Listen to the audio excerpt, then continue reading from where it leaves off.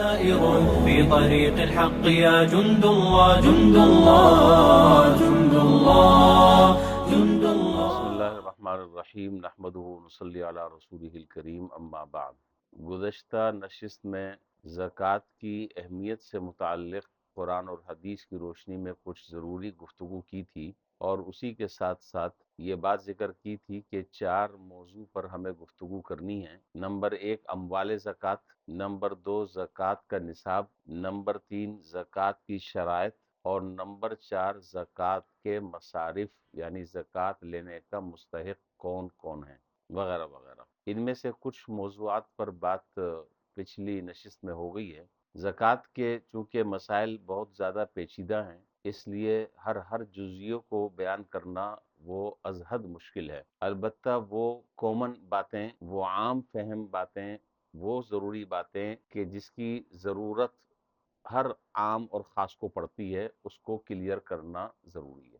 ایک مسئلہ یہ ہے، میں نے جیسے کہ کل عرض کیا تھا کہ اموال زکوٰۃ جو ہیں وہ 4 قسم کے ہیں: سونا، چاندی، نقد مال، نمبر 4 مال تجارت. تو عام طور پر تاجر حضرات اور تاجر برادری ہماری جب وہ اپنی تجارت اور کاروبار کا جب حساب کتاب لگاتے ہیں تو اس میں بعض اوقات کیا بلکہ اکثر حضرات وہ ہیں کہ جو ایک اندازے سے زکوٰۃ دیتے ہیں، حساب کتاب کر کے زکوٰۃ نہیں دیتے. تو یہ بات یاد رکھیے اچھی طریقے سے کہ حساب کتاب کر یعنی بغیر حساب کتاب کیے اندازے سے زکوٰۃ دینا جائز نہیں. اس لیے کہ ہو سکتا ہے کہ آپ زکوٰۃ کم نکال رہے ہیں، اور اگر آپ نے زکوٰۃ کم نکالی، آپ کے اوپر زیادہ زکوٰۃ فرض تھی، آپ نے کم نکالی، تو اب جو بقیہ مال آپ کا پاک مال ہونا چاہیے تھا زکوٰۃ کی وجہ سے، وہ بھی ناپاک ہو جائے گا، وہ مال بھی تباہ ہو جائے گا. اور اگر آپ نے زیادہ نکال دی تو زیادہ نکالنے میں کوئی حرج نہیں ہے، انشاءاللہ زیادہ نکال دیا تو ثواب زیادہ ملے گا، اور احتیاط زیادہ نکالنے میں. تو اچھے طریقے سے جو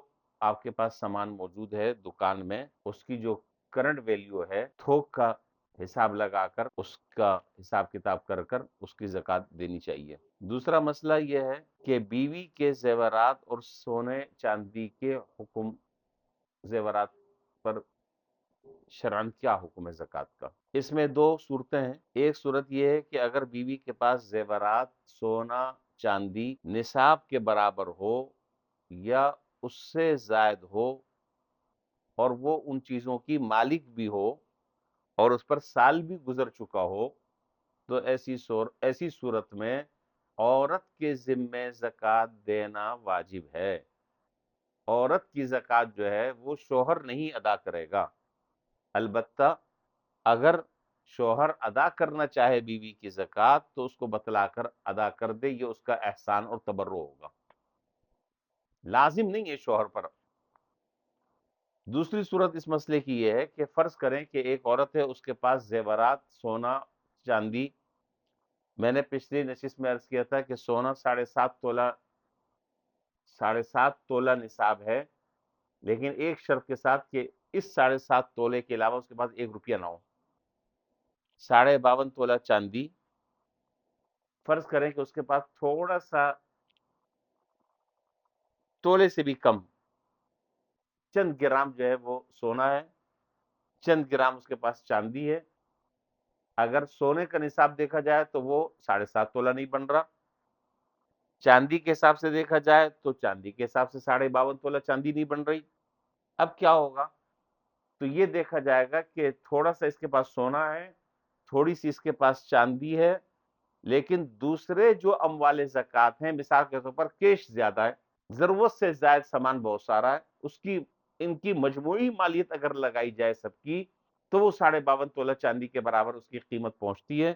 تو ایسی صورت میں بھی عورت کے اوپر زکوٰۃ واجب ہے اور اس کو زکوٰۃ ادا کرنا ہوگا. ہمارے ہاں عرف میں عام طور پر خواتین جو ہے وہ گھروں میں رہتی ہیں، کام کاج نہیں کرتی، بچوں کو سنبھالتی ہیں، اور کھانا بنانا، بچوں کی تربیت کرنا، گھر کے نظام کو چلانا، گھر کے معاملات کو دیکھنا، شوہر کی خدمت کرنا، وغیرہ وغیرہ. تو عام طور پر خواتین یہ کہتی ہیں کہ بھئی ہم تو کہیں باہر جاب اور نوکری کرتے نہیں، ہم زکوٰۃ کیسے ادا کریں؟ تو اگر شوہر ان کی طرف سے زکوٰۃ ادا کر دے تو یہ شوہر کا احسان ہوگا، لیکن شوہر کو مجبور نہیں کیا جا سکتا کہ تم ہی زکوٰۃ ادا کرو. اور اگر شوہر کہتا ہے کہ جی میں تو نہیں دوں گا، زکوٰۃ تمہاری تمہیں دینی ہوگی، مال کی مالک تم ہو، تو پھر اس صورت میں اب کہاں سے دے؟ زیور اپنا تھوڑا سا بیچے، بیچنے کے بعد پھر زکوٰۃ ادا کریں۔ تو ہر ایک کا نصاب الگ الگ ہے، شوہر کا نصاب الگ ہے، بیوی کا نصاب الگ ہے، بالغ جو بچے گھر میں ہیں یا بالغ بچیاں جو گھر میں ہیں ان کا نصاب الگ الگ ہے۔ ہر آدمی اپنی اپنی ملکیت میں دیکھے کہ آیا میں صاحب نصاب ہوں یا نہیں ہوں۔ اگر وہ صاحب نصاب ہے تو ہر ایک کے اوپر الگ الگ زکوٰۃ دینی ہوگی۔ یہ ایسے ہی ہے جیسے کہ فرض نمازیں، بیوی کی نماز جو ہے وہ شوہر کے ذمے نہیں ہے، بچوں کی نماز جو ہے وہ باپ کے ذمے نہیں ہے، ہر ایک کی نماز الگ الگ اس کے اوپر مقرر ہے۔ اسی طریقے سے زکوٰۃ کا مسئلہ بھی ہے۔ بنیادی طور پر ایک مسئلہ جو بنیادی طور پر سمجھنا چاہیے، جس میں عام طور پر اس شرط کا خیال نہ رکھنے کی وجہ سے بہت سارے مسائل پیدا ہو جاتے ہیں، وہ شرط یہ ہے کہ آپ کی زکوٰۃ اس وقت ادا ہوگی جب آپ اس مال کا کسی کو مالک بنائیں گے۔ یہ ہے ایک بنیادی شرط، اور اگر اس شرط کا آپ لحاظ نہیں رکھیں گے تو آپ کی زکوٰۃ ادا نہیں ہوگی۔ جہاں جہاں بے شمار شکلیں ہمارے معاشرے میں لوگ پوچھتے ہیں، تو اس میں صرف اس شرط کو اگر دیکھا جائے کہ جس کو میں زکوٰۃ دے رہا ہوں وہ زکوٰۃ کا مستحق بھی ہے، وہ سید نہیں ہے، وہ ہاشمی نہیں ہے، اور اس کو آپ زکوٰۃ کا مالک بنا رہے ہیں۔ مالک بنانا جو ہے وہ زکوٰۃ میں شرط ہے۔ مثال کے طور پر رمضان چل رہا ہے، ایک سوال یہ آتا ہے کہ رمضان میں جو افطاری وغیرہ لوگ کراتے ہیں تو کیا زکوٰۃ کی مال سے افطاری کرانا جائز ہے؟ یہ بات آ گئی ہے تو اس کا جواب بھی ہاتھ کے ہاتھ سمجھ لیجئے۔ دیکھیے، اگر ان لوگوں کو افطاری کرائی جا رہی ہے جو مستحق ہیں، جو غریب ہیں، جو صاحب نصاب نہیں ہیں، تو ان کو زکوٰۃ کی رقم سے افطاری کرانا جائز ہے، اور اس کی بہترین شکل یہ ہے کہ جو آپ پیکٹ بنا رہے ہیں زکوٰۃ کی رقم سے افطاری کا، اس پیکٹ کا ان کو مالک بنایا جائے۔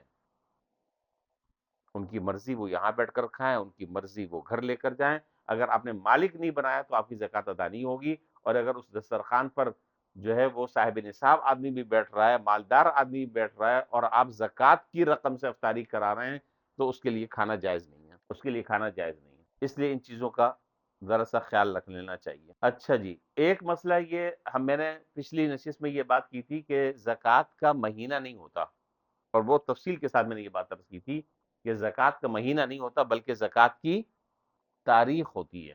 زکوٰۃ کی تاریخ ہوتی ہے، زکوٰۃ کا کوئی مہینہ نہیں ہے۔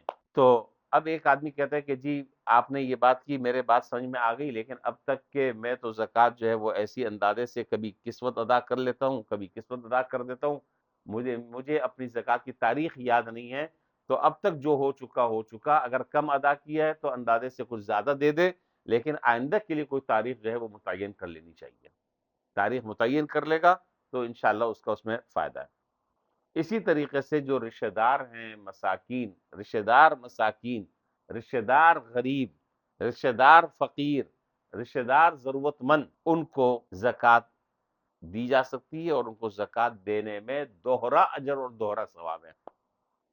ایک ثواب جو ہے وہ زکوٰۃ ادا کرنے کا ہے، اور دوسرا ثواب جو ہے وہ صلہ رحمی کرنے کا ہے۔ رشتہ داروں کے ساتھ تو صلہ رحمی کا حکم ہے، صلہ رحمی کا، تو ان کو ڈبل ثواب ملے گا۔ اسی طرح عام طور پر ایک مسئلہ لوگ یہ معلوم کرتے ہیں اور یہ پوچھتے ہیں کہ جی کیا بیوہ کو زکوٰۃ دی جا سکتی ہے؟ کیا یتیم کو زکوٰۃ دی جا سکتی ہے؟ تو یہاں سمجھ لیجئے کہ صرف زکوٰۃ لینے کے لیے بیوہ ہونا یہ کافی نہیں ہے۔ زکوٰۃ لینے کے لیے صرف یتیم ہونا کافی نہیں ہے، بلکہ اس بیوہ کے ساتھ ساتھ یہ دیکھنا پڑے گا کہ اس کے پاس سونا چاندی تو نہیں ہے، اس کے پاس اتنی رقم تو نہیں ہے کہ یہ خود صاحب نصاب بن رہی ہے۔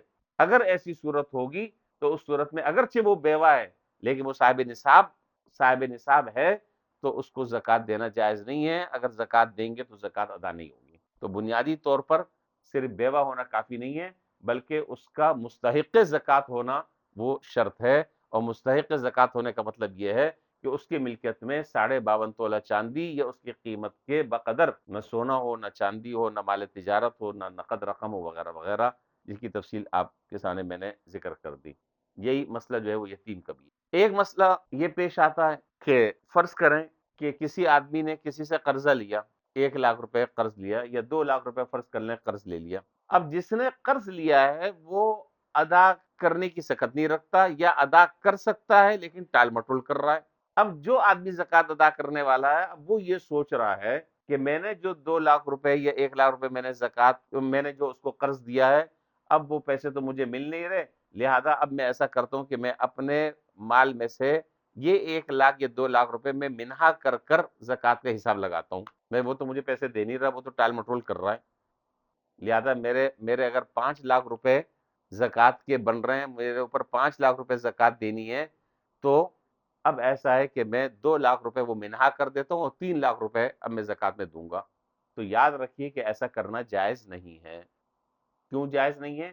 اس لیے کہ شرط یہ ہے کہ جس وقت آپ نے کسی کو رقم دی اس وقت اگر آپ نے وہ مستحق تھا اور اس وقت دیتے وقت اگر آپ نے زکوٰۃ کی نیت کی تھی تو آپ کی زکوٰۃ ادا ہوگی، اور اگر اس وقت دیتے وقت نیت آپ کی زکوٰۃ کی نہیں تھی تو آپ کی زکوٰۃ ادا نہیں ہوگی۔ دیتے وقت نیت کا اعتبار ہے، بعد میں اب آپ نہیں مل رہا تو آپ نے کہا کہ چلو یہ طریقہ اچھا ہے کہ وہ جو 2 لاکھ روپے اس نے قرضہ لیا ہے واپس نہیں کر رہا، میں اپنی زکوٰۃ میں سے منہا کر دوں، اس طریقے سے زکوٰۃ ادا نہیں ہوگی۔ اور یہ بات بھی آپ کو معلوم ہونی چاہیے کہ مسجد میں زکوٰۃ کی رقم نہیں لگتی۔ جو حضرات مسجد میں تعاون کرتے ہیں اور عام طور پر عید کی نمازوں میں آپ نے دیکھا ہوگا، عید کی نماز میں جہاں مسجدوں کے قریب مدرسے ہیں وہاں ان کے جو نمائندے ہیں وہ جھولیاں پھیلاتے ہیں اور جھولیاں چلاتے ہیں، تو ان لوگوں کو یہ اچھی طرح سمجھ لینا چاہیے کہ یہ جو جھولیاں چلا رہے ہیں یہ مسجد کے نمائندے نہیں ہیں، مسجد میں یہ رقم لگانا جائز نہیں ہے۔